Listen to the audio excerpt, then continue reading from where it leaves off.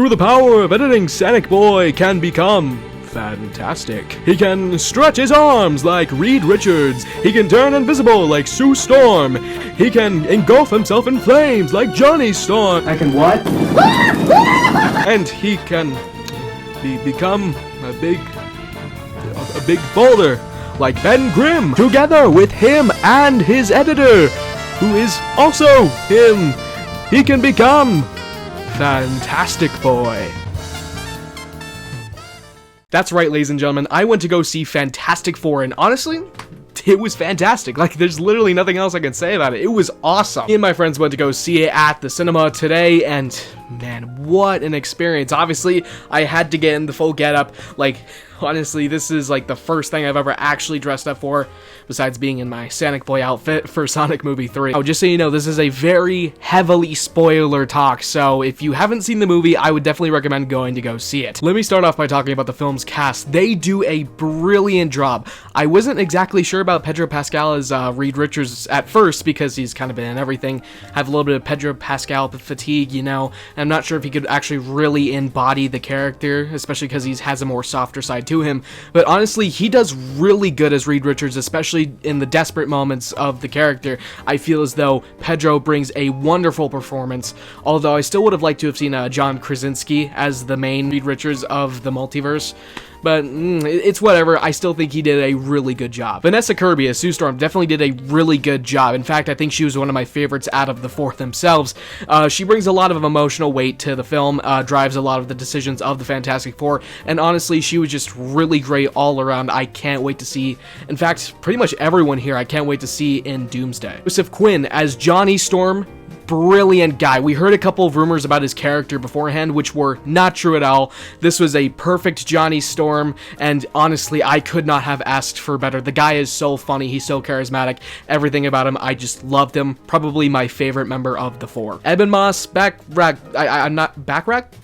I'm not exactly sure how you say his name, but he did wonderful as the Thing. The CGI on the Thing was honestly so impressive. I can't believe they were able to pull that off so well, especially after a bunch of other attempts of doing it practically or with CGI, but he just embodies the character fully. I think this is the most accurate version of him that we've seen, and he does a fantastic job doing a developed Thing, and dude, he's tied for first with Johnny, honestly. Obviously, I also have to highlight Galactus and the Silver Surfer, played by Ralph Ineson and Julia Garner.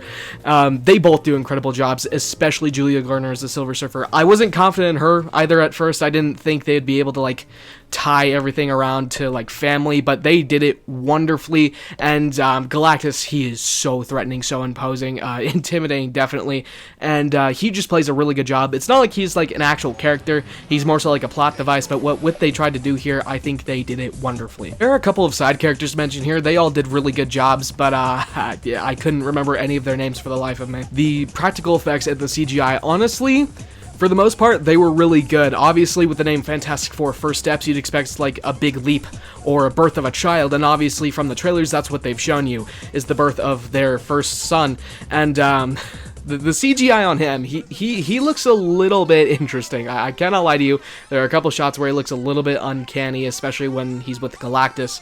But yeah, something about him is just kind of weird, and I'm really glad that they hired an actual child to play him 4 years later in a future scene. But yeah, everything on Ben Grimm, everything on Galactus, all of the space stuff, some of the space moments remind me of Interstellar. Like, there's a black hole at one point in the movie, almost exactly like it. I still think Interstellar's looks a lot more impressive, but this definitely does come close and probably one of the best cinematic black holes of all time. Story was also really good. I liked how they just kind of jumped into everything and just left you no room to breathe.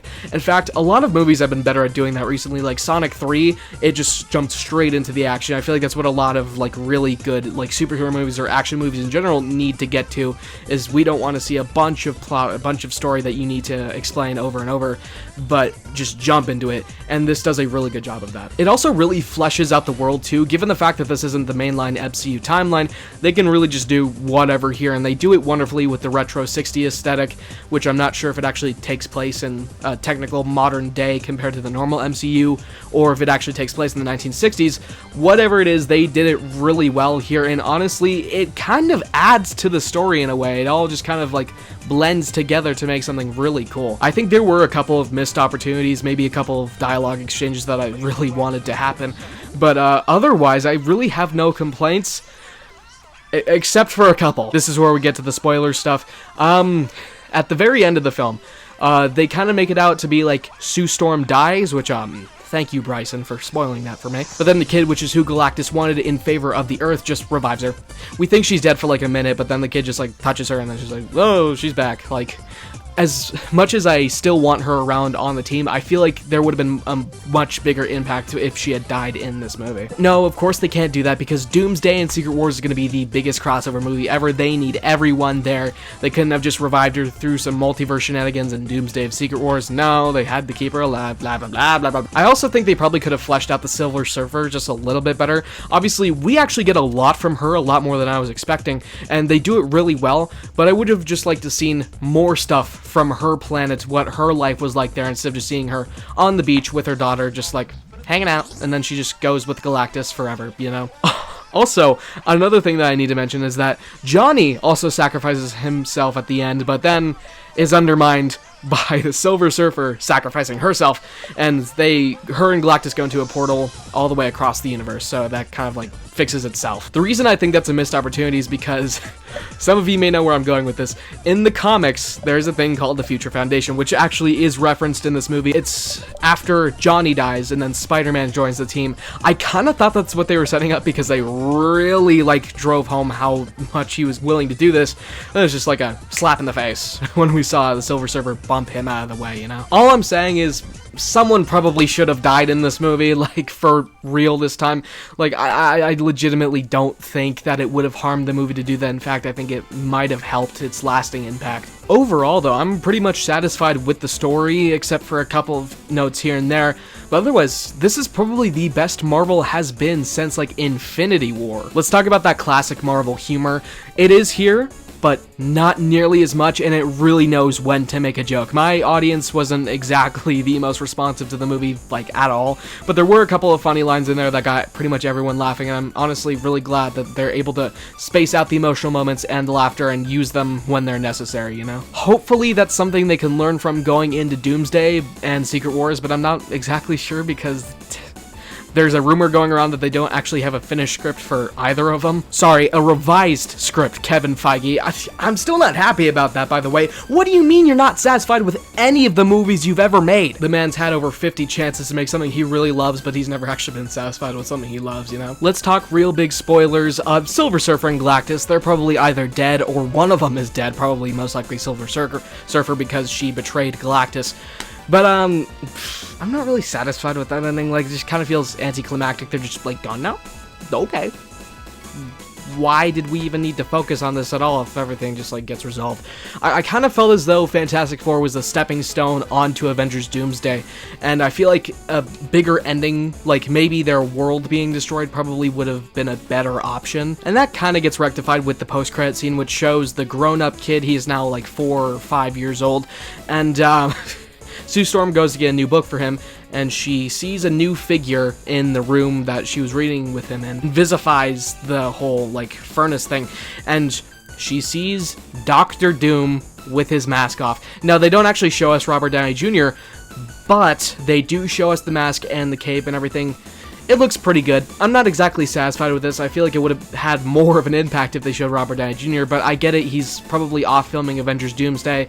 They probably didn't want to pay him to appear here, so they just had the cloak, they had the mask. That's pretty much what every Marvel fan needed. I didn't stick around for the second post-credit scene, so let me know if it was anything worth watching. Probably wasn't. Everyone kept saying it was like a cute little thing, but nothing you needed to watch. I don't really care if I see it. I'm not going to go back and watch the movie again just specifically for that other post-credit scene. I'll probably just watch it on YouTube or something like that if it hasn't gotten taken down.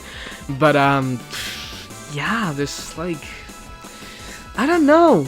I'm not, like, the most satisfied with the ending. Overall, though, I think I'd give this movie a 9 out of 10. This is probably one of the best Marvel films, like I said, since Infinity War. There are a couple of missed opportunities here and there, maybe a couple things I would have changed personally, but overall, this is a really solid package, and I would definitely recommend going to go see it in the theaters. Heck, maybe even getting it on physical, like a DVD or a Blu-ray. But yeah, that's pretty much everything I want to talk about today. This is a really good film, like I said. Definitely go support it if you want more films like it. I'm really excited for Avengers Doomsday and Secret Wars. Those are the next two that are coming up, besides Spider-Man Brand New Day, which is now coming before Doomsday because Doomsday was delayed. But yeah, I'm really excited, dude. I haven't been like this excited for an MCU project coming up, or been as hyped about this one since like Deadpool and Wolverine, and then Guardians of the Galaxy Volume 3. But it was definitely worth the wait, I'd say, and probably the best Fantastic Four film. Although I haven't seen any of the others, so let me know if this one's worse or better than the others. So let me know what you guys think about all this down in the comment section, and I'll see you in the next video. Bye.